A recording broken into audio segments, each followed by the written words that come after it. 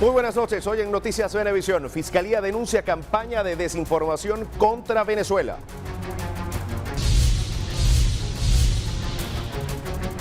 Nueva tarifa del pasaje es rechazada por los usuarios.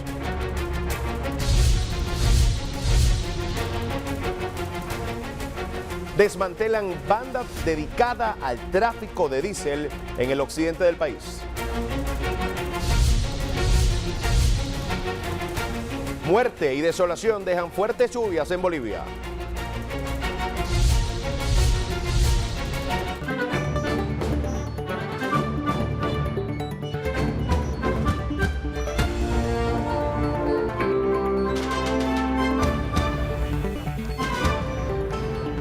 Gusto en saludarles, qué gusto que nos acompañen. Bienvenidos a la emisión estelar de Noticias Venevisión, listos ya para revisar junto a ustedes las informaciones más recientes de Venezuela y el mundo. Les saluda Gregorio Rojas, enorme honor acompañarles. Vamos a comenzar con las informaciones nacionales en primera instancia porque el fiscal general de la República, Tarek William Saab, rechazó una campaña internacional para, según él, lavarle la cara a quienes generaron muertes y violencia después de las elecciones. Aclara que quienes asesinaron personas están detenidos por el delito de homicidio, no pueden ser calificados como presos políticos.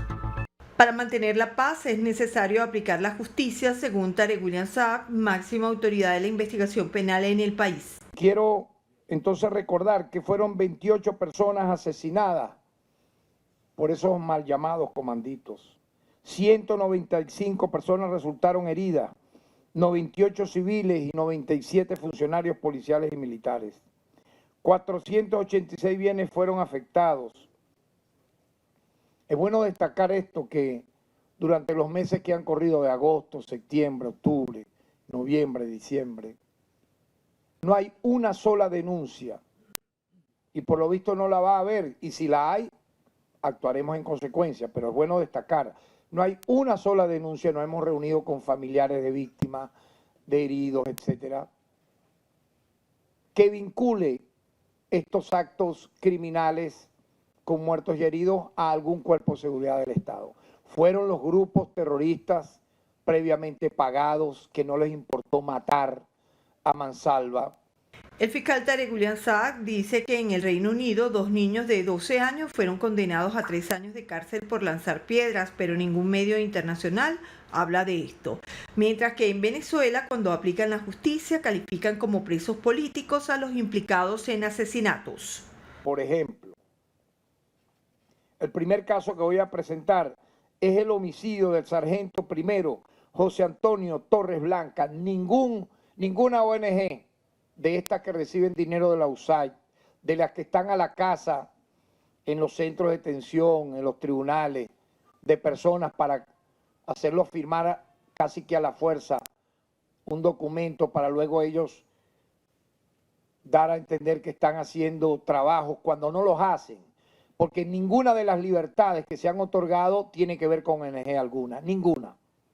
Todas han sido productos de las solicitudes previas del Ministerio Público, que las ha estudiado el Tribunal Penal Ordinario correspondiente y que ha tenido finalmente la conclusión respectiva.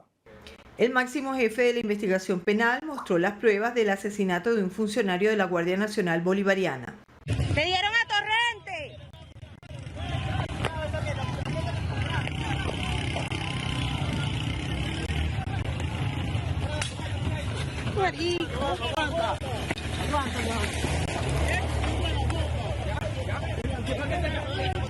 Cuidado, vente. Se logró colectar un registro fílmico, el cual luego de ser experticiado permitió observar a un sujeto que posteriormente fue identificado como Reiner José Márquez Velázquez, que se aprecia portando un arma de fuego en las adyacencias del homicidio, lo cual, vinculado a las declaraciones testimoniales conseguidas, acreditó su responsabilidad en la muerte de José Torres. Con estos elementos de convicción recabados, se solicitó orden de aprehensión contra el citado sujeto, la cual fue materializada. Él no es ningún preso político, es un asesino. También mostró los testimonios de 2 sobrevivientes de un intento de homicidio registrado en la radio comunitaria de Carora y en la sede del PSUV después de las elecciones. Fui atacado de frente y posteriormente a mi semi-inconsciencia.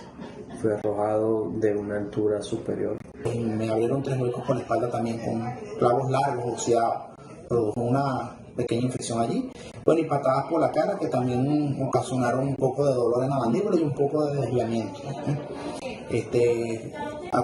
Señalado con amenazas de muerte. También fui rociado con gasolina que iban a prender en candela. Tarek William Saab, fiscal general de la República, informó que continuará mostrando ante Venezuela y el mundo la verdad frente a la campaña internacional que según él existe para hacer pasar como presos políticos a las personas que ocasionaron muertes y destrozos durante los hechos de violencia registrados en el país después de las elecciones. Afirmó que continuará su lucha por la justicia y la paz en el país. Desde la sede de la Fiscalía General de la República, Liz Flores, Noticias Venevisión. Ya entró en vigencia el nuevo precio del pasaje urbano, 16 bolívares es el pasaje mínimo, pero ¿en realidad se está cobrando ese monto? Opiniones encontradas fue lo que pudimos escuchar durante este recorrido que realizamos para pulsar la opinión de usuarios y transportistas sobre este aumento del pasaje mínimo.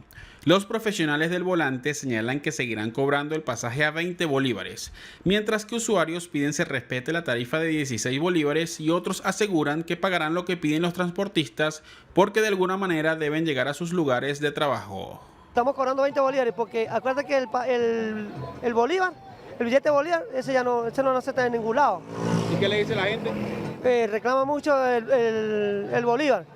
Pero acuérdate que ese bolívar ya, el billete está obsoleto ya, pues ese ya lo reciben ya. ¿Cobra 20 y da vuelto de un bolívar? No, 20, estamos cobrando 20. Porque ya el billete de un bolívar eso está obsoleto y no nos alcanza para nada tampoco. Porque cuando tú sacas la cuenta, ¿cuánto utiliza una persona en promedio del pasaje? Uno de regreso, uno de vuelta mínimo. Cuando tú sacas la cuenta ya es $1 al día, multiplicado por cuántos días laborales, entre 20 y 30. Entonces ya cuando sacas la cuenta te estás echando $30 al mes. Que no, o sea, si lo descuentas del sueldo base, que el promedio que se está cobrando actualmente, te quedas mocho prácticamente. ¿No tienes vuelto? No hay vuelto, ahí se le da billete a 5, o sea, como que no hay aumento, pues. ¿Cuánto estás cobrando ahorita? 15, porque ¿de dónde saco 4 bolívares para dar vuelta? ¿Entiendes? Entonces esa es la situación que hay. No es por el bolívar, sino la cantidad de camionetas que uno agarra. Ahí afecta ese bolívar. Y porque los camioneteros seguramente no van a cobrar 16, van a cobrar 20 bolívares, es por eso. Los 20 bolívares siempre. ¿Estás de acuerdo que alcanza diariamente? Bueno, a mí sí, no tengo ningún problema con eso. Pero sí considero que está mal, obviamente tienen que respetar las leyes y el pasaje si son 16, son 16 bolos. Pero para ponerme a discutir o ponerme a pelear con una persona... Es imposible. Como habemos personas que tenemos y podemos, hay personas que no tienen, que hacen más y sacrificios para salir a trabajar. Entonces, si el pasaje son 16 bolívares, ¿por qué me cobras 20 bolívares? Porque ellos mismos son culpables de que desaparezca el billete de 1, el billete de 500, las monedas y todo eso. Es importante recordar que la Gaceta Oficial resalta que las mujeres a partir de los 55 años, los hombres a partir de los 60 años y las personas con discapacidad no se les cobrará el pasaje. Además, los estudiantes pagarán mitad de precio. Andrés Díaz Hernández, Noticias Venevisión.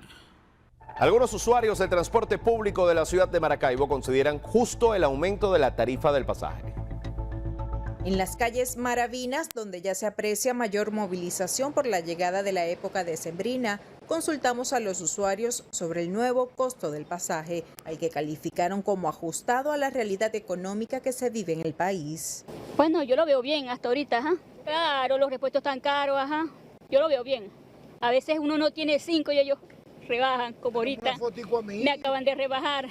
Bueno, sinceramente, para mí se lo ganan porque con 5 bolívares y con el aumento que ha habido de todas partes, ¿entiendes? Sí, para mí es bien. Sí, hay unos que se quieren abusar, ¿no? Pero uno tiene que decirle que se ríe por ¿cómo se llama? Por la alcaldía. Sin embargo, los choferes entrevistados manifestaron que deben enfrentarse a la variación de precios de los repuestos. Bueno, en realidad no, porque ahorita el dinero no alcanza mucho, pero estamos trabajando. Bueno, hay que sufrirla. Usuarios esperan que se cumplan no solo las tarifas durante el mes de diciembre, sino también las rutas. Desde el estado Zulia, Jenny Soto, Noticias Venevisión. Fede Cámaras pide que se promueva el diálogo entre el gobierno y la oposición porque la política afecta directamente el crecimiento económico que pueda tener el país. Que lleguen a algún tipo de convivencia para que ese sector político logre entenderse y de la misma forma también en el sector económico se produzcan las transformaciones necesarias. Al final, el sector empresarial lo que apuesta es porque haya una mejora en el país, porque los venezolanos consigan una mejor calidad de vida. También pidió el líder gremial que se realicen reformas en el marco jurídico para que a través de empresas mixtas se haga la importación de servicios como el eléctrico. Que se llamen inversiones tanto nacionales como extranjeras para solucionar un problema importantísimo que tenemos no solo los empresarios sino todos los venezolanos. Ojalá se tome en cuenta esa propuesta y lleguemos a un acuerdo como se hizo con Chevron o como se han hecho con las empresas petroleras de un modelo en que participen el sector privado y sector público en función de buscar las soluciones al país. Las declaraciones las ofreció el titular de la máxima cúpula empresarial del país durante la cumbre de líderes inmobiliarios, donde destacó que este sector es de alta generación de empleos y que ahora contará con una aplicación en la que los suscritos verán en tiempo real cómo se encuentra la cotización de los inmuebles por metraje o para futuros créditos hipotecarios. Diana Vázquez, Noticias Venevisión. Fue desmantelada una banda dedicada al tráfico de diésel. Durante una operación policial también fueron capturados 3 hombres. De acuerdo a un informe policial, entre los detenidos figuran Óscar Gilberto Ceballos, quien presuntamente estaría vinculado a Gilberto Ceballos, funcionario de la Alcaldía de Valencia y actual presidente del Instituto Municipal del Ambiente, donde recientemente se denunciaron actos de corrupción. Las investigaciones apuntan a que la banda operaba desde hace varios meses, sustrayendo diésel de una estación de servicio local y comercializándolo de manera ilegal a un precio superior al establecido. Los delincuentes utilizaban vehículos rotulados con logos de la Alcaldía de Valencia para ocultar sus actividades. Las autoridades continúan investigando para determinar si existen más personas involucradas en esta red de contrabando y para esclarecer los vínculos con funcionarios públicos. Ante el aumento de los casos de abuso sexual infantil, se realizó en Tinaquillo, Estado Cojedes, una caminata denominada Los Niños No Se Tocan.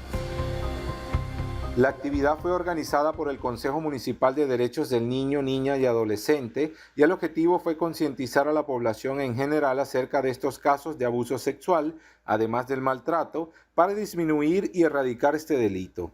En la caminata participaron instituciones como la División de Investigación Penal de la PNB, la Policía Municipal de Tinaquillo, Protección Civil, la Fundación Dibujando Sonrisas, instituciones educativas, entre otras. En los meses de octubre y noviembre, el Consejo de Protección del municipio Tinaquillo recibió más de 20 denuncias de abuso sexual contra niños, niñas y adolescentes. La División de Investigación Penal de la Policía Nacional Bolivariana en Cojedes reportó un total de 55 detenidos por abuso sexual también en los últimos 2 meses. Héctor Nuno González, Noticias Venevisión. En Anzoátegui sustituyen techos y estructuras de asbesto en viviendas, un compuesto potencialmente nocivo para la salud. La medida busca mejorar las condiciones de los habitantes y así prevenir enfermedades relacionadas a este material. Son más de 150.000 láminas destinadas a sustituir techos deteriorados en viviendas de Barcelona, pero antes se priorizarán aquellas que aún cuentan con asbesto, un material fibroso y resistente a la corrosión y altas temperaturas, que por su bajo costo se instaló por años en los techos, pero que según estudios debe ser reemplazado. Los trabajos anunciados por el ayuntamiento también incluyen la remodelación integral de las casas. Donde hemos anunciado la colocación de más de 150.000 láminas de techo para la sustitución del mismo, priorizando los techos de asbesto en primer orden en cada uno de los territorios, así como el mantenimiento de la fachada, friso y colocación de pisos en viviendas que tienen altos niveles de vulnerabilidad. Herrera detalló que los trabajos se realizan en conjunto con el gobierno regional y buscan cubrir el 60% de las necesidades actuales para mediados del 2025. Además, la alcaldía estima seguir con el proceso de desafectación de terrenos municipales y aumentar la entrega de títulos de tierra. Desde Barcelona, en el estado de Anzoátegui, Julio Sergio Marcano, Noticias Venevisión. El diputado ante la Asamblea Nacional, Carlos Granadillo, explicó las acciones que pueden ser penalizadas según la Ley Orgánica Libertador Simón Bolívar, aprobada recientemente por el Parlamento. ¿Qué busca esta ley? Es una reciprocidad que aplica el gobierno venezolano a través de esta ley por la agresión permanente que ha tenido el gobierno norteamericano en contra del pueblo venezolano. Traición a la patria, claro, y a todas aquellas personas naturales o jurídicas que de alguna forma nacionales o extranjeros, que atenten contra la República, no solamente, sino que busquen imponer, a través del gobierno norteamericano, imponer sanciones al Estado venezolano. La dirigente política Mercedes Malavé cuestiona algunos aspectos de esta ley. Están legislando por motivos demagógicos, políticos, ideológicos, alejándose cada vez más del texto constitucional. Los que salen por televisión, los que son miembros de partidos políticos, pero al final va contra todo ciudadano que manifieste tener una ideología o unas creencias distintas al partido de gobierno. El secretario general del MAS, Felipe Mujica, desestima cómo están planteados los artículos de la Ley Orgánica Libertador Simón Bolívar.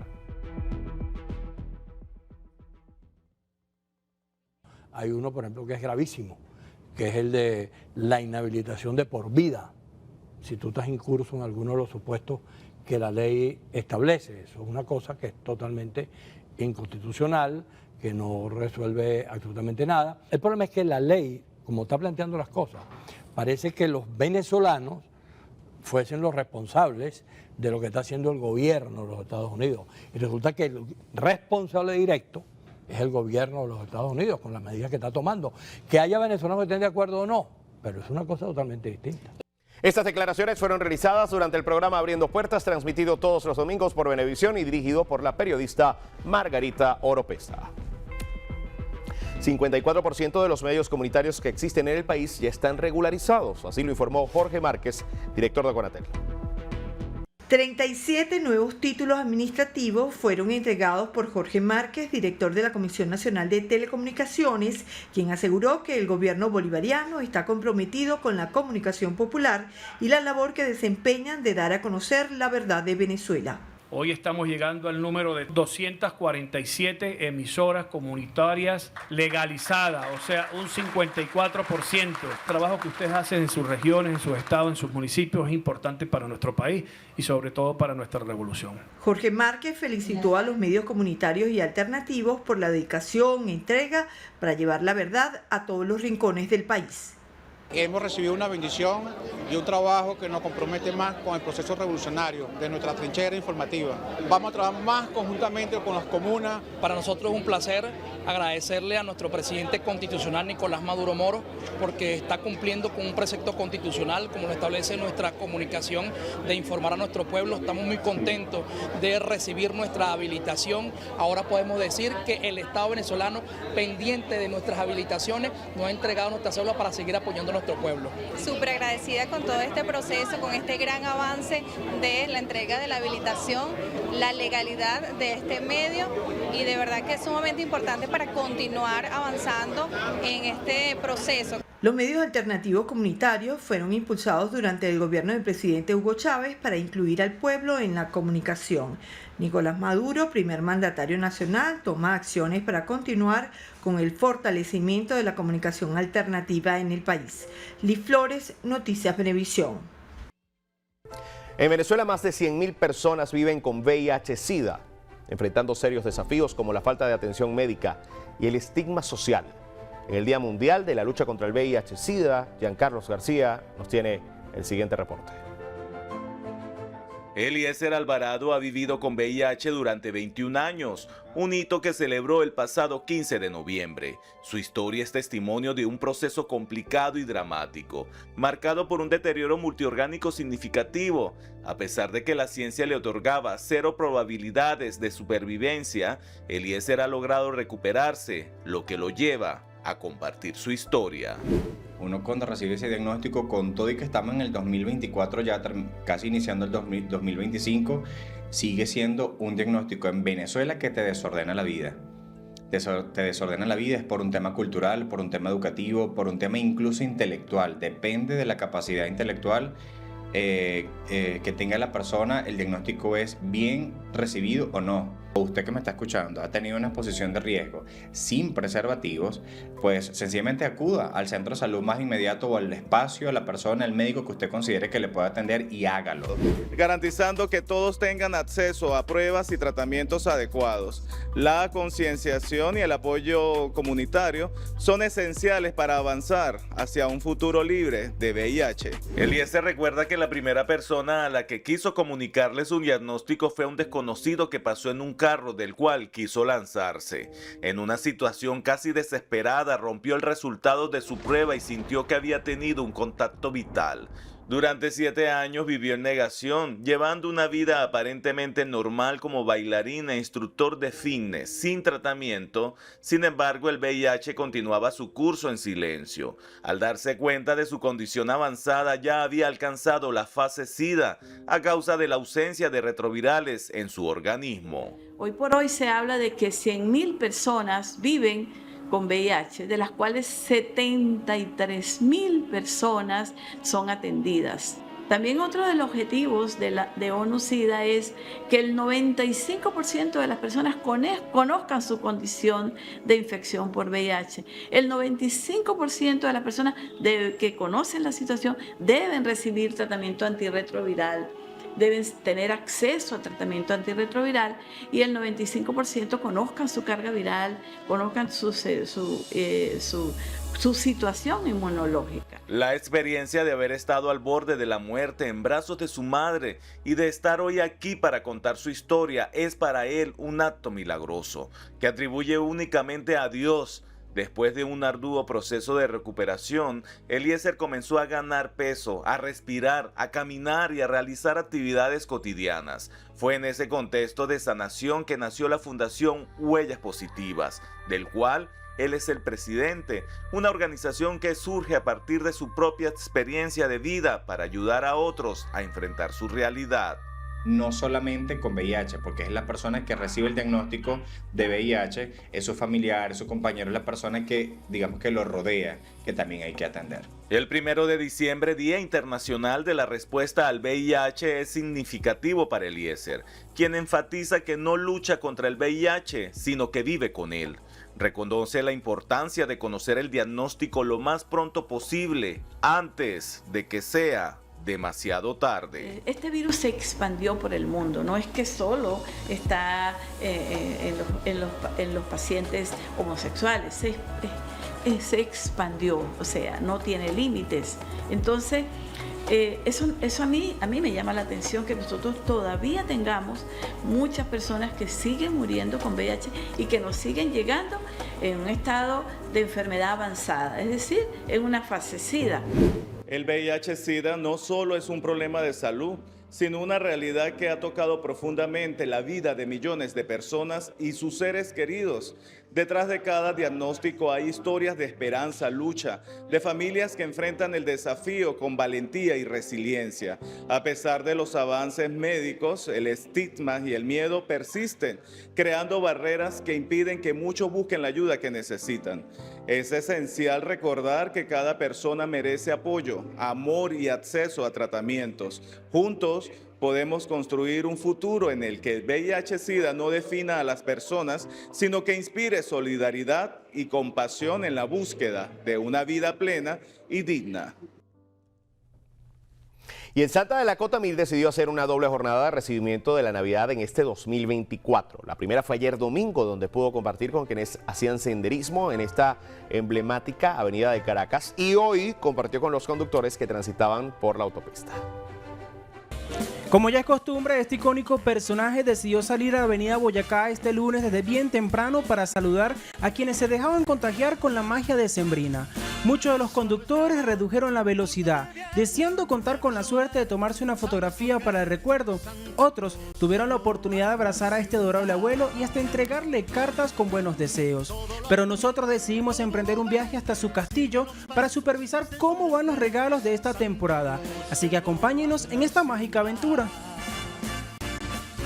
Muy emocionado porque la gente ya me esperaba desde las 5:30 de la mañana.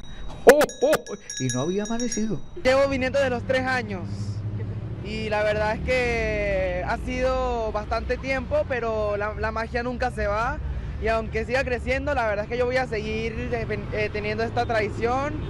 Gilberto Sánchez es el heredero de esta tradición del hombre de barba blanca y traje rojo. Su intención es mantener la alegría y diversión entre quienes se dirigen a su trabajo o al colegio por la principal vía que conecta al estado Miranda con Caracas, la avenida Boyacá. Y desde 1950 mi compañero Ramón Canela, que ya falleció, me dejó esta labor hace 6 años, desde el 2019, y junto a mi compañera y hija Festival, mi duende, hemos llevado la felicidad a todos los niños venezolanos al pasar por la Cota 1000. ¡Oh, oh, oh, oh! Desde hace más de 2 décadas, su presencia no pasa desapercibida, y menos la de su Duende Festival, una ayudante que además de aliada, es su familia. Bueno, es una responsabilidad tanto con Santa como con los niños y los papás. A mí me llevó la necesidad de estar más con mi papá, sentirme más cerca de Santa. Y bueno, escogí un duende, inicié como quizás su ayudante, pero me sentía más un duende, más alegre, más cercana a los niños, y bueno, aquí estoy, Festival Caramelo. He recibido casi 9.000 cartas aproximadamente. Conservo muchas de ellas, porque algunas tengo que devolver a los padres, como tú lo dices, pero otras son muy lindas. A veces le hacen llorar a uno porque los niños piden todo con mucha sinceridad. Ayúdame, Santa, que mis padres se están separando. Ayúdame, Santa, que mi mamá y mi papá están enfermos. Dame salud, etcétera, etcétera. Pero las conservo, es lo más lindo, porque el amor sincero llega de un niño, y la verdad también. Bien, ya ustedes lo escucharon, fueron las impresiones de nuestro amigo Santi. Yo me encuentro acá en el Castillo de Hielo. Este es el pasillo principal. Al fondo está la señora Claus con más ayudantes preparando esos regalos para este 24 de diciembre, y así esas sonrisas del año 2025 llena de paz y alegría. William Sánchez, Noticias Venevisión. Con la llegada de diciembre, la Navidad llegó a Venevisión y la parranda recorre los pasillos de nuestra planta. Rafael Aníbal Camacho compartió con todos nuestros compañeros y los parranderos del Lester Band la llegada de la temporada más linda del año.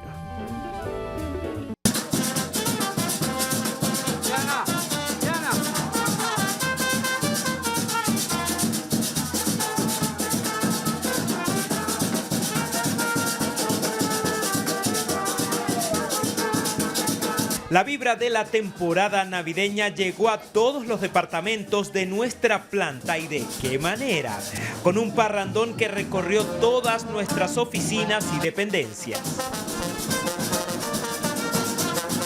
Llegó la alegría, este es un mes de reencuentro, de propósito, de conectarnos, de unirnos con toda la familia Venevisión como lo somos. Así que vamos todos a celebrar en familia. Un abrazo para todos mis compañeros y seguimos adelante. Este es el primer día, ahora es que faltan sorpresas. Todos nuestros compañeros de trabajo comenzaron el mes de diciembre con la alegría contagiante de la Navidad con esta parranda.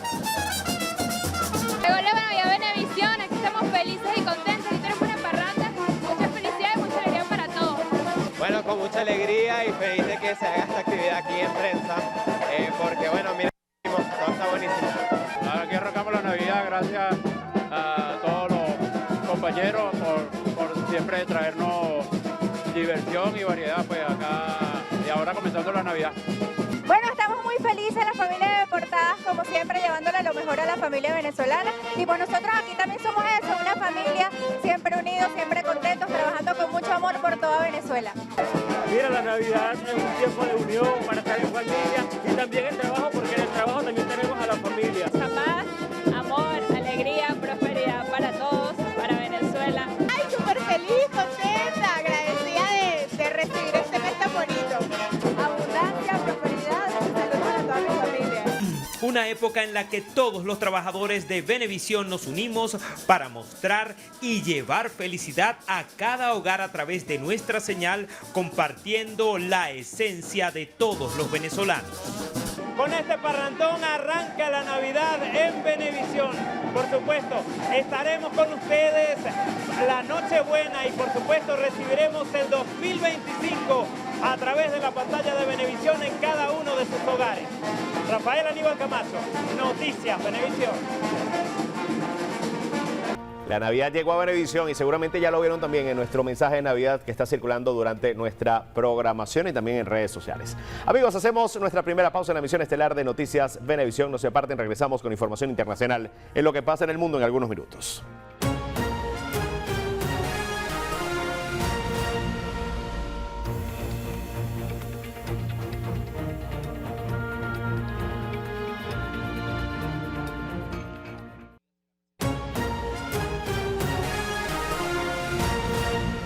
Qué gusto que continúen con nosotros en la emisión estelar de Noticias Venevisión. Vamos a revisar información internacional en lo que pasa en el mundo y vamos a comenzar en Bolivia, donde la cifra de fallecidos a causa de las inundaciones, derrumbes y otros eventos climatológicos adversos ha ascendido a 9. Esto según un informe de la policía del país. Según el último incidente fatal ocurrió en el trópico de Cochabamba, donde 4 personas, incluyendo 2 menores, perdieron la vida al ser sepultadas por un deslizamiento de tierra ocasionado por las fuertes precipitaciones. Los otros fallecimientos se registraron en los departamentos de Chuquisaca, La Paz y Tarija, donde personas fueron arrastradas por ríos crecidos, alcanzadas por rayos o sepultadas por derrumbes. Además, cientos de familias se encuentran afectadas por las inundaciones y han perdido sus hogares y pertenencias. Las autoridades bolivianas han activado los protocolos de emergencia y están trabajando para asistir a las familias afectadas, brindar refugio y alimentos, así como reparar los daños causados por los desastres naturales.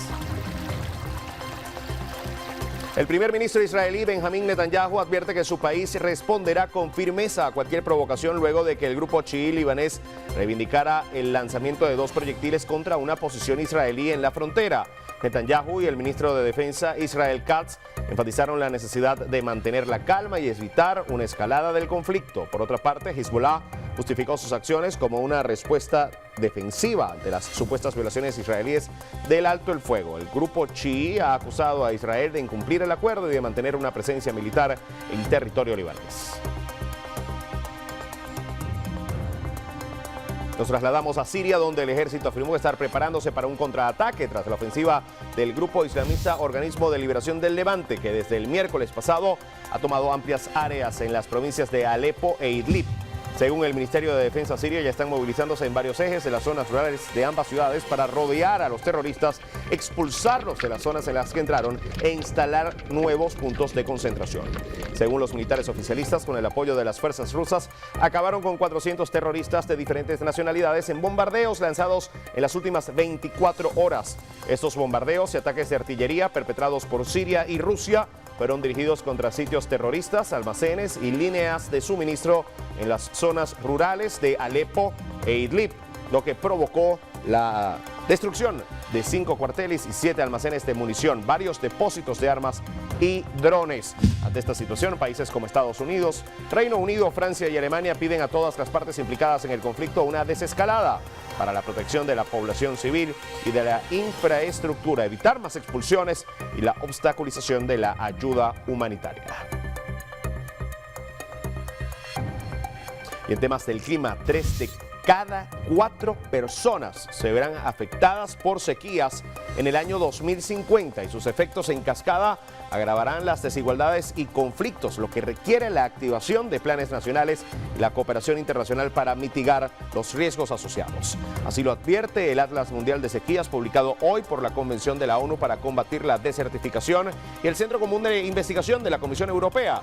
Según el documento, los fenómenos de la sequía impactan en áreas clave como el suministro de agua, la biodiversidad, la agricultura, la energía hidroeléctrica y la navegación fluvial, que afectan incluso a la producción de energía y el comercio internacional. El Atlas se presentó en el contexto de la apertura de la sesión 16 de la Conferencia de las Partes COP16, que se realizará en Arabia Saudita desde hoy hasta el próximo 13 de diciembre, en donde los 197 miembros de la ONU debatirán y analizarán la lucha global contra la desertificación. Y cerramos con un estudio realizado por un grupo de científicos brasileños que identificó el gen que puede proteger contra el COVID-19. Esto a partir del análisis de 6 parejas en las que las mujeres siempre se mostraron resistentes al SARS-CoV-2. El análisis descubrió que esas mujeres tenían una mayor expresión del gen IFID3 en comparación con sus maridos contagiados, según señaló la Fundación de Amparo a la Investigación del Estado de Sao Paulo. El gen forma parte de la respuesta antiviral del organismo y ya se vinculó en otros experimentos con la protección contra otras dolencias virales como el dengue y la hepatitis 8. El estudio, conducido por científicos de la Universidad de Sao Paulo y publicado en una revista, empezó en 2020, en el inicio de la pandemia. Nueva pausa en Noticias Venevisión. Regresamos en breve con más información. No se aparten.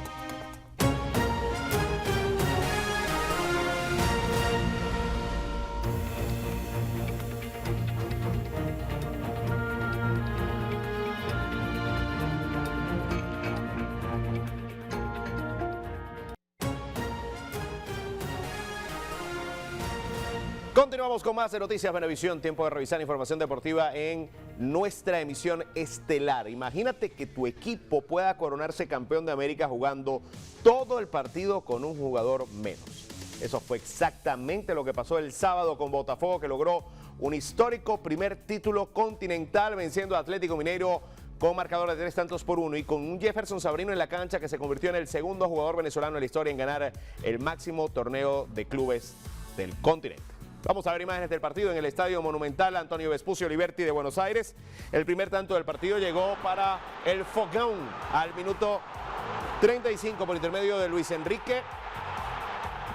Luego, al 44, para colmo de males, el Mineiro cometió un penal, lo hizo su portero Everson y luego Alex Telles lo convirtió en gol para el 2-0. Comenzando la segunda parte, el 47, Eduardo Vargas con este cabezazo descontaba para el galo de Belo Horizonte, pero ya lanzado el equipo al ataque en las postrimerías del partido, Botafogo consiguió el tanto de la tranquilidad por intermedio de Junior Santos al 7º minuto de adición tras 2:90. Finalmente Botafogo es campeón continental y se une a Vasco da Gama, Fluminense y Flamengo como los equipos provenientes de Río de Janeiro en ganar el máximo título del continente.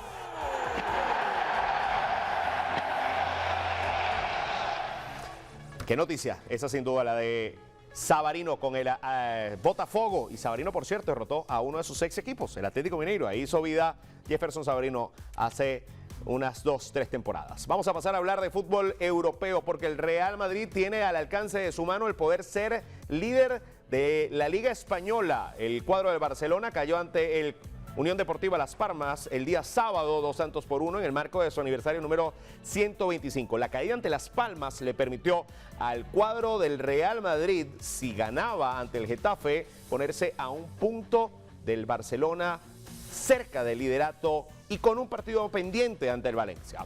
Vamos a ver imágenes del partido en el Estadio Santiago Bernabéu, donde el cuadro merengue se adelantó con este penal sobre Antonio Rüdiger, que terminó convirtiendo Jude Bellingham al minuto 30. 1-0 ganaba el Madrid. Vean esto, pase a la izquierda, ganan velocidad de Mbappé, aguanta y antes de que lleguen a cerrar le pega el derechazo desde fuera del área para el 2-0. Lo de Mbappé necesario para él, para que recobre confianza y balsámico para el Real Madrid, que no la pasa bien y aún así está a un punto de la cima de la Liga Española. 2-0 la victoria merengue. En Inglaterra, el Liverpool es más líder que nunca. Venció al Manchester City 2-0 en Anfield. Cody Gakpo al minuto 12. Ahí vemos la reiteración. Llegando con lo justo luego de que el balón sobrepasase o rebasase a Ederson y luego el penal de Ederson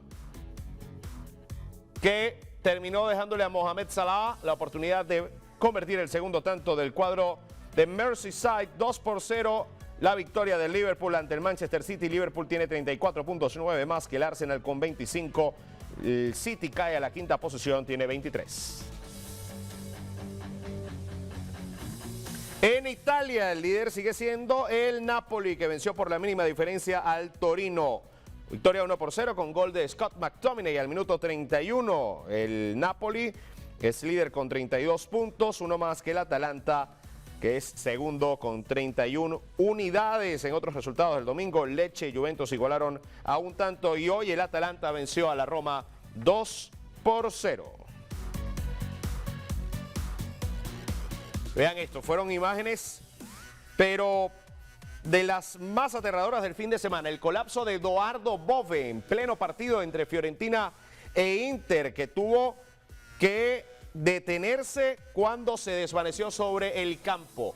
Contaba en una recapitulación o en una reactivación de los hechos. Vean en la caída, el momento de la caída de Bove, se cuenta que hubo un choque antes con Denzel Dumfries, sufrió un golpe fuerte en el torso y esto terminó desembocando en el paro cardiorrespiratorio. La Fiorentina ha emitido un comunicado en el cual señala que el jugador está estable, consciente y despierto, pero están realizando todos los estudios pertinentes de rigor para determinar cuál será su tiempo de recuperación y, más importante aún, si va a poder volver a las canchas.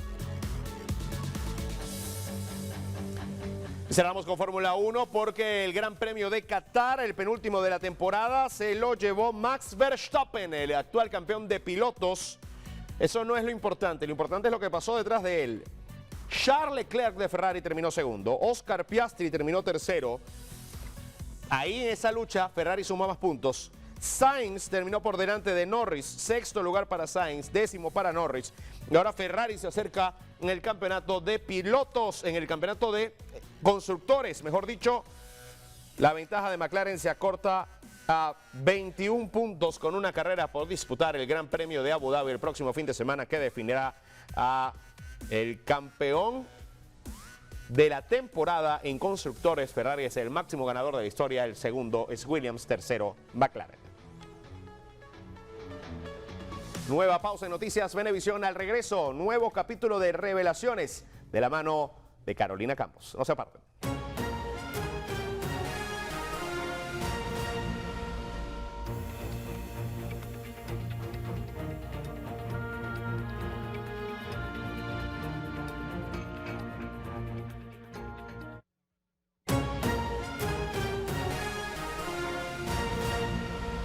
Amigos, continuamos con más de la emisión estelar de Noticias Venevisión. Hoy, en una nueva entrega de revelaciones, nuestra compañera Carolina Campos nos lleva a un viaje emocional. Wilmer Álvarez, un venezolano que ha enfrentado adversidades inimaginables tras su diagnóstico de VIH.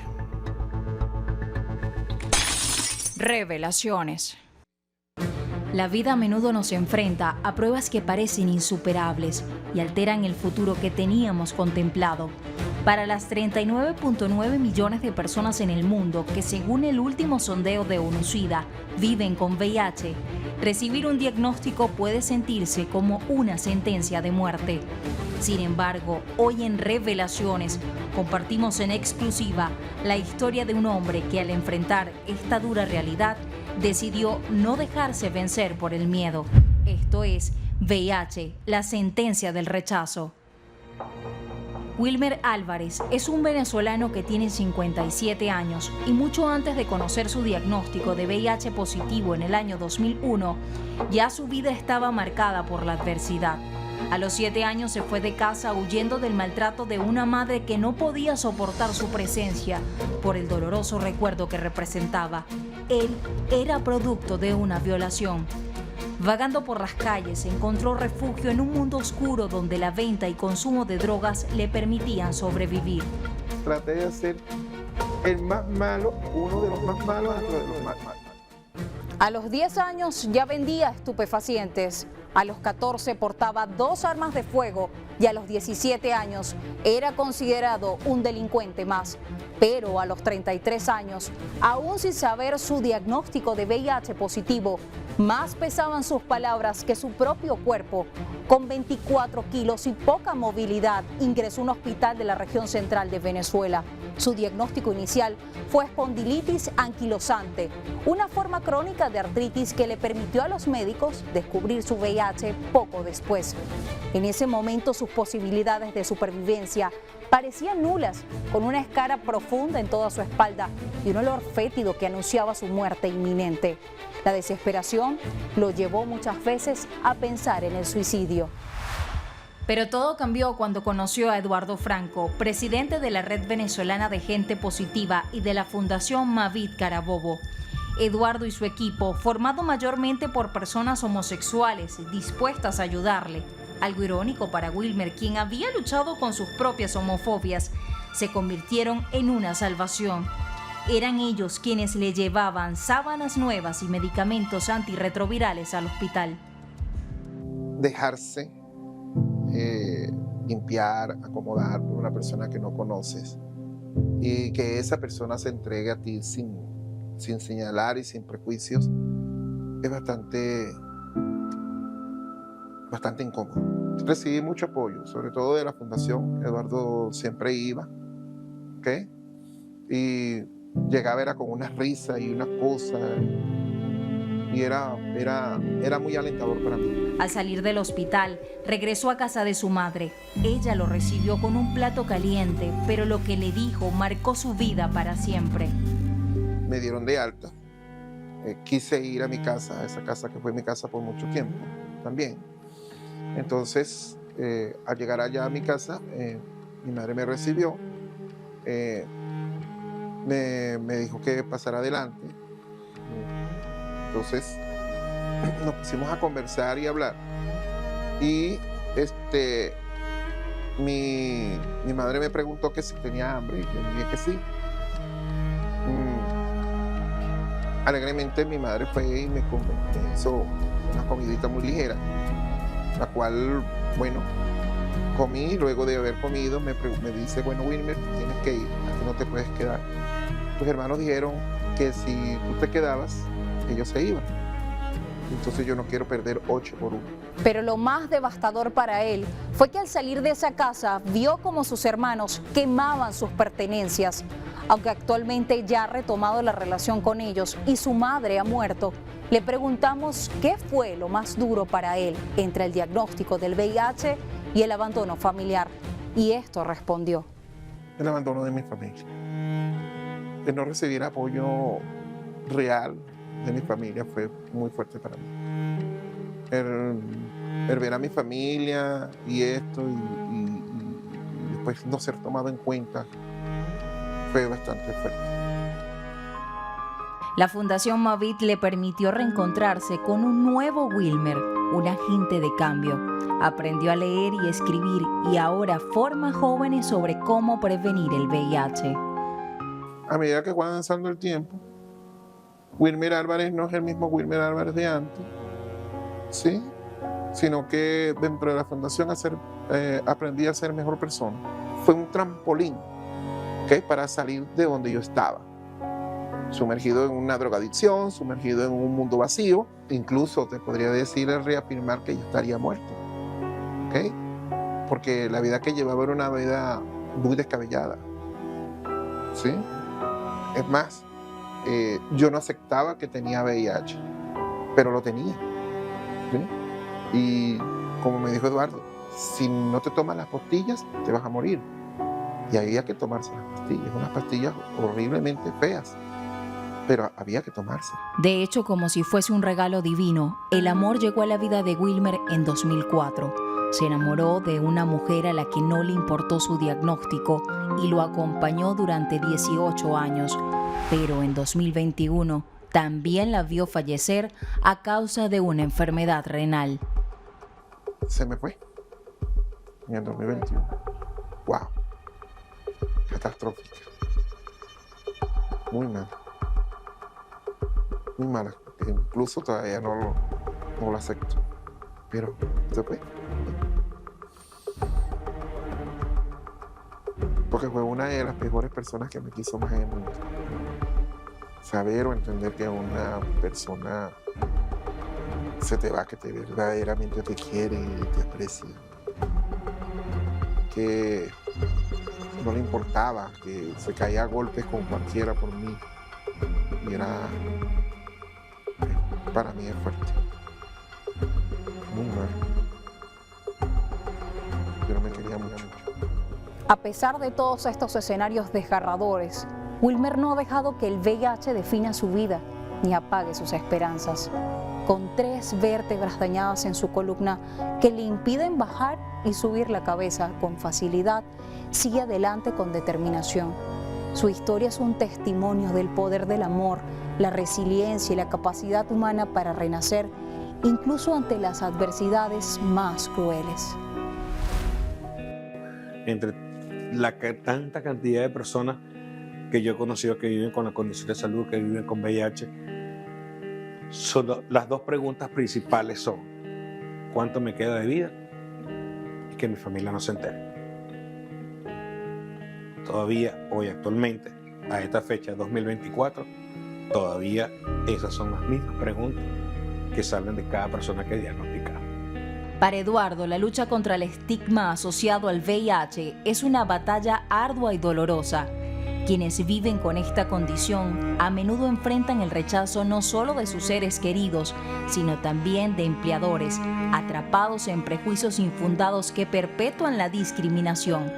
Su experiencia personal es un claro reflejo de este sufrimiento. Recuerda vívidamente el momento en que buscó trabajo y la angustia de cómo comunicó el diagnóstico a su familia. Fui a buscar trabajo en una clínica.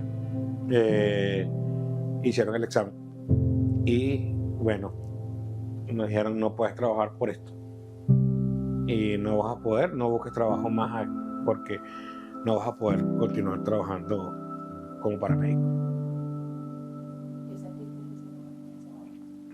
Bueno, sentí primero que el mundo se me acababa, segundo, como le decía a mi familia. Desde que conoció su diagnóstico en noviembre de 1989, compartirlo ha sido un desafío constante. Eduardo ha profundizado en la misericordia que ha sentido hacia otros, un impulso que lo lleva a ayudar a quienes están en situaciones similares, con la esperanza de evitar presenciar momentos como este. Lo más duro es cuando se muere la gente en tu brazo y que tú no puedes hacer nada. Eso ha sido lo más duro. He visto morir mucha gente. Algunos por falta de recursos, otros porque no pudimos ayudarlos como es, otros porque llegaron tarde. Pero lo más difícil ha sido eso. Acompañar a la gente a bien morir. Afortunadamente, gracias a Dios, ya eso hoy en día no debería pasar. Pero ha sido lo más duro ver niños, jóvenes, muchachas morir en mi brazo. Explicó que algunas de estas muertes son consecuencia de cuadros depresivos generados por el abandono y la falta de apoyo emocional y médico. Por eso la historia de Wilmer es algo que llena de esperanzas a toda la organización que representa. Wilmer es uno de los casos, pero uno de los mayores orgullos de que la gente puede cambiar, de que la gente puede vivir y querer es poder. Wilmer es un hecho viviente de una persona que quiere superarse. Que yo siempre he dicho que él le ganó la carrera a la vida y le ganó la carrera a la muerte. Es donde nosotros vemos que nuestro trabajo sí funciona, lo que es que seguirlo haciendo. No es fácil, porque no tenemos el apoyo económico, no tenemos la ayuda, pero lo que sí tenemos es el corazón y la ganas de hacerlo. La historia de Wilmer Álvarez es un testimonio de lucha y superación que desafía las nociones convencionales sobre el VIH. Aunque por años la soledad, el resentimiento y la maldad fueron sus compañeros, este diagnóstico que al inicio consideró mortal es lo que le ha permitido reconciliarse con la vida, divorciarse de la maldad y estrechar nuevos lazos de amistad.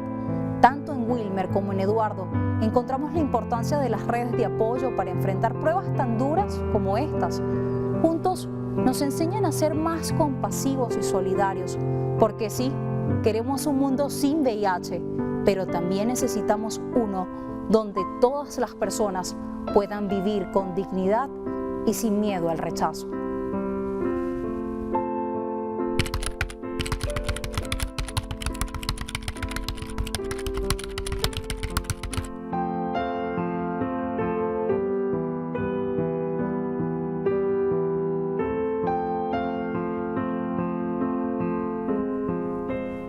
Una historia conmovedora, llena de calor humano, como cada una de las que tenemos la oportunidad de conocer en Revelaciones, cada lunes en la emisión estelar de Noticias Venevisión. Ponemos punto final a nuestra primera emisión estelar del mes de diciembre. Nos vemos este martes a la misma hora por acá por Venevisión. Recuerden, Noticias Venevisión, otro nivel de la información donde dejamos de narrar noticias para comenzar a vivirlas. Un abrazo.